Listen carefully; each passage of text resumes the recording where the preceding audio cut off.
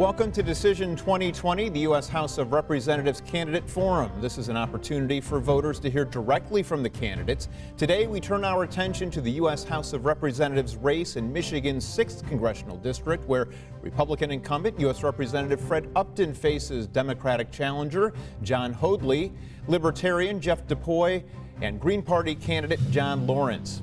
We continue Decision 2020, the U.S. House of Representatives Candidate Forum for Michigan's 6th Congressional District.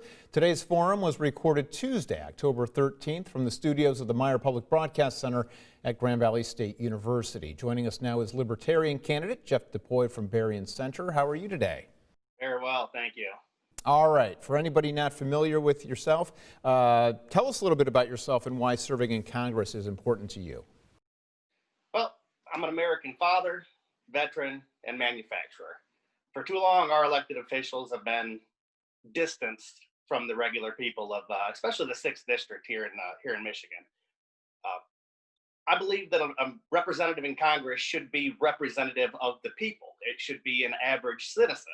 It shouldn't be somebody who's been there for 34 years. It shouldn't be an aspiring career politician. It should be a young man or woman who wants to live in the area, talk with, meet with, have town halls with all of the people of the 6th District, and then take their ideas back to Washington and finally end the gridlock.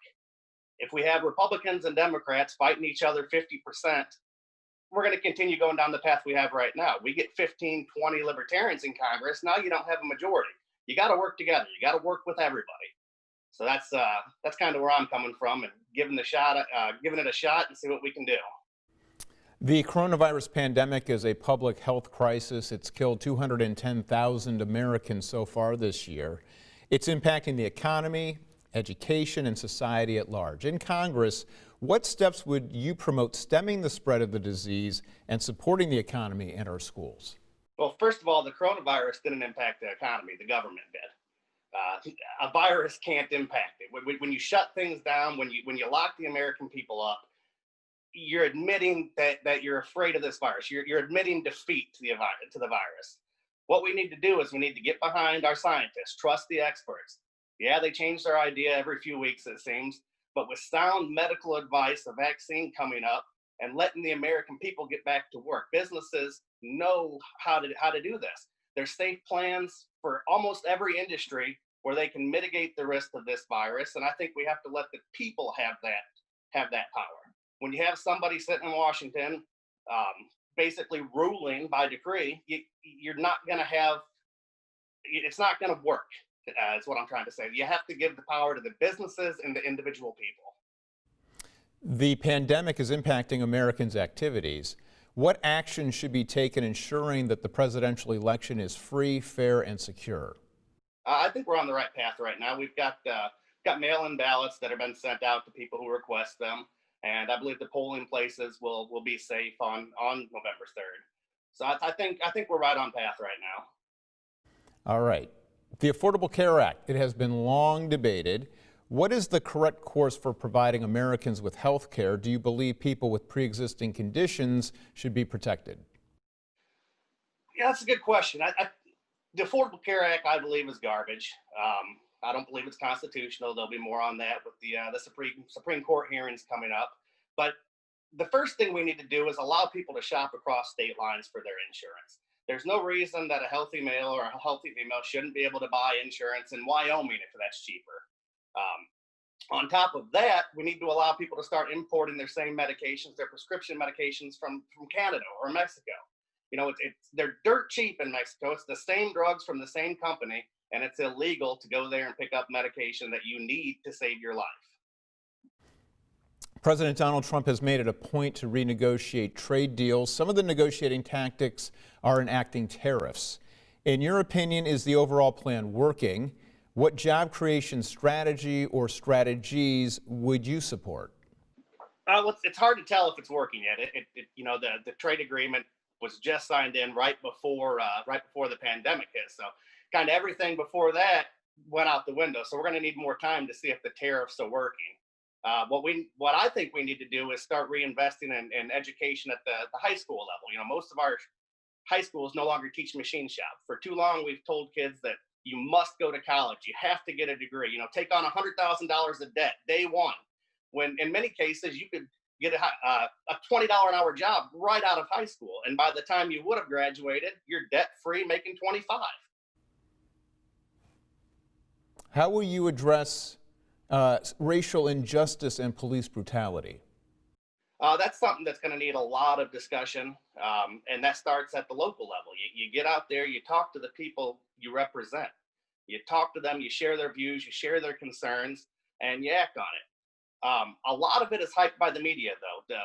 This country is a lot kinder and has a lot more love than most people give credit for. If you turn off the TV and get out and talk to your neighbors, you're going to see we have a lot more in common than not.